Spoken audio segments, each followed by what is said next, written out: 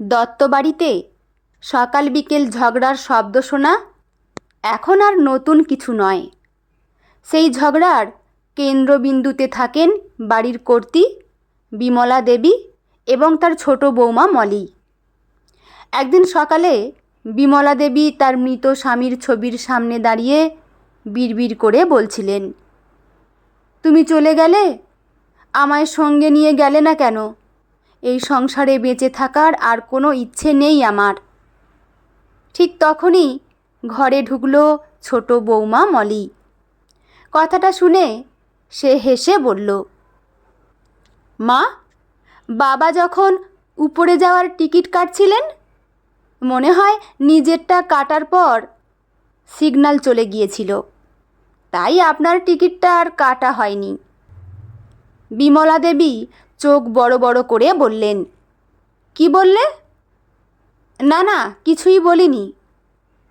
সেই সময় মলির হাতে ধনুচি ছিল।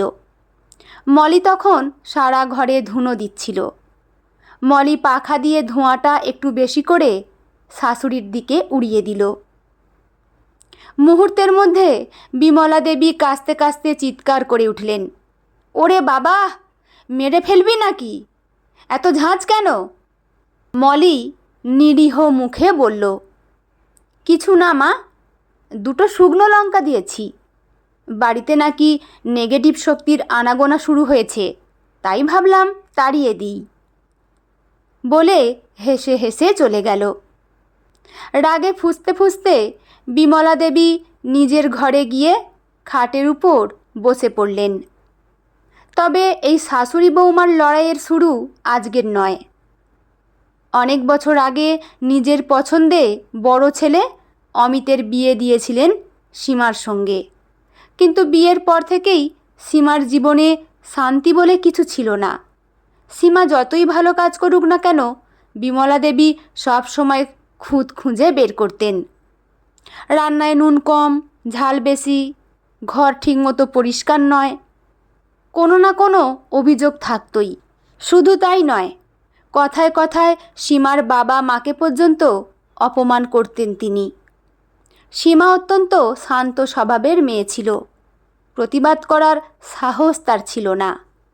তাই সে চুপচাপ সব সহ্য করত আর একা একা কাঁদত। ছেলেরাও মায়ের বিরুদ্ধে কিছু বলতে পারত না। কেউ প্রতিবাদ করলেই বিমলা দেবী কান্না শুরু করে বলতেন, হ্যাঁ হ্যাঁ, তোমাদের বাবা তো চলে গেছে, আমিও যদি তার সঙ্গে চলে যেতাম তাহলে তোদের জ্বালা মিটত। এই আবেগী কথার সামনে সবাই চুপ করে যেত। আসলে বিমলা দেবীর স্বভাবটা এমনই ছিল। ছোটবেলায় তিনি নিজের শাশুড়ির সঙ্গেও খুব একটা ভালো ব্যবহার করেননি। বয়সকালে শাশুড়িকে ঠিকমতো সেবা করা তো দূরের কথা, অনেক সময় খাবার পর্যন্ত অবহেলায় দিতেন।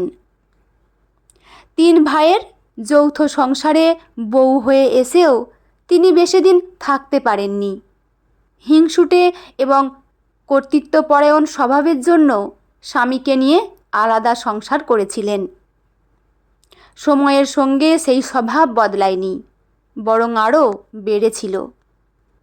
এরপর ছোট ছেলে রাজেশ নিজের পছন্দে মলিকে বিয়ে করে বাড়িতে আনে।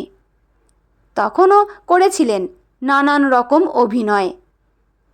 শ্বশুরবাড়িতে এসেই মলি বড় যা সীমার প্রতি হওয়া অন্যায়গুলো নিজের চোখে দেখতে পেল। সীমার কষ্ট দেখে সে মনে মনে ঠিক করল, শাশুড়িকে একটু শিক্ষা না দিলে চলবে না। কিছুদিন পরে কাজের সূত্রে অমিতকে সিঙ্গাপুরে যেতে হয়। সীমাকেও অমিত নিজের সঙ্গে নিয়ে যায়। শাশুড়ি আপত্তি জানিয়েছিল ঠিকই।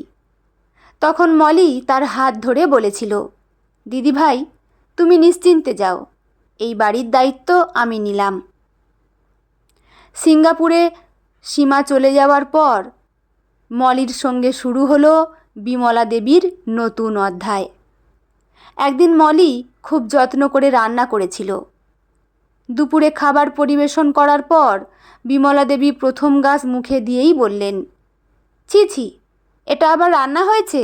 নুন কম, ঝাল বেশি, রাজেশ অবাক হয়ে বলল, কই মা, আমার তো বেশ ভালোই লাগছে।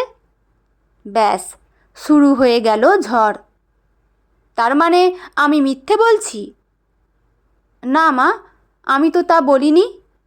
সব বুঝি, এখন মাকেই মিথ্যেবাদী বানাবে। বলে আবার স্বামীর ছবির দিকে তাকিয়ে কান্না শুরু করলেন। পরদিন মলি একটা নতুন বুদ্ধি বের করলো। সকালে চা দিয়ে রান্নাঘরে যাওয়ার সময় সে ইচ্ছে করে পড়ে যাওয়ার ভান করলো। মাগো, পায়ে খুব ব্যথা পেয়েছি। বিমলা দেবী দৌড়ে এলেন। কি হয়েছে? মা, আজ মনে হয় রান্না করতে পারবো না, আপনি একটু করে দিন না। দেখুন পায়ে কেমন চোট পেয়েছি। বিমলা দেবী প্রথমে অস্বস্তিতে পড়লেও শেষ পর্যন্ত রাজি হলেন। সেদিন তিনি ভাত, ডাল, কাতলা মাছের সর্ষে আর আমের চাটনি রান্না করলেন। এত কাজ একা করতে গিয়ে তার নাজেহাল অবস্থা। দুপুরে সবাই খেতে বসেছে। প্রথম গ্রাস মুখে দিয়েই মলি বলল, মা, ঝালটা একটু কম হয়েছে, আর আমার তো মনে হচ্ছে লবণই দেননি। বিমলা দেবী নিজে খাবার মুখে দিয়ে বুঝলেন সত্যি লবণ দিতে ভুলে গেছেন, কিন্তু ভুল স্বীকার করা তার স্বভাবে ছিল না।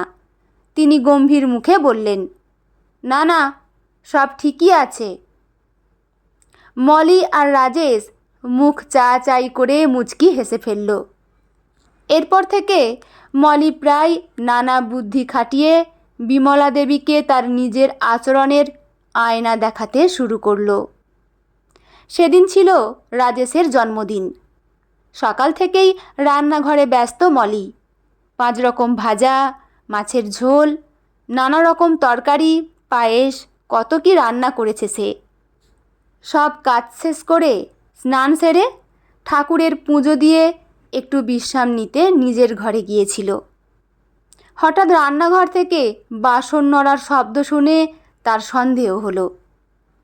সে চুপচাপ গিয়ে দেখল বিমলা দেবী আড়াল থেকে লবণের কৌটো খুলে মাছের ঝোলে অতিরিক্ত লবণ মেশানোর চেষ্টা করছেন। মলি সঙ্গে সঙ্গে বলল, কি করছেন মা? বিমলা দেবী চমকে উঠে হাত লুকিয়ে ফেললেন। কই, কিছু না তো। দেখছিলাম তোমার সব রান্না ঠিকঠাক হয়েছে কি না। রাজেশ তো এক্ষুনি অফিস থেকে ফিরবে। মলি শান্ত গলায় বলল, সেটা নিয়ে আপনাকে চিন্তা করতে হবে না, তবে যে লবণটা ঝোলে দিতে যাচ্ছিলেন সেটা কৌটোর মধ্যে রেখে দিন। বিমলা দেবী মুখ বাঁকিয়ে রান্নাঘর থেকে বেরিয়ে গেলেন। এই ধরনের ঘটনা প্রায় ঘটত। কখনো রান্নায় খুঁত ধরা, কখনো ইচ্ছে করে সমস্যা তৈরি করা, আবার কখনো বৌমাকে ছেলেদের চোখে ছোট করার চেষ্টা। কোনো কিছুই বাদ ছিল না। কিন্তু মলিও সহজে হার মানার মেয়ে ছিল না। পাড়ার লোকেরা প্রায় বলতো, যেমন বুনো ওল তেমন বাঘা তেঁতুল, দুজনের কাউকেই হারানো সহজ নয়।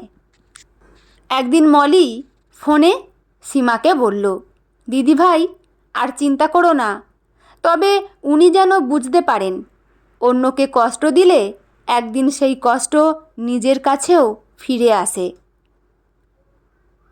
বন্ধুরা, গল্পটির দ্বিতীয় পর্ব খুব তাড়াতাড়ি আনব, আপনারা একটু অপেক্ষা করবেন। আর এই পর্বটি আপনাদের কেমন লাগলো অবশ্যই কিন্তু কমেন্ট করে জানাবেন।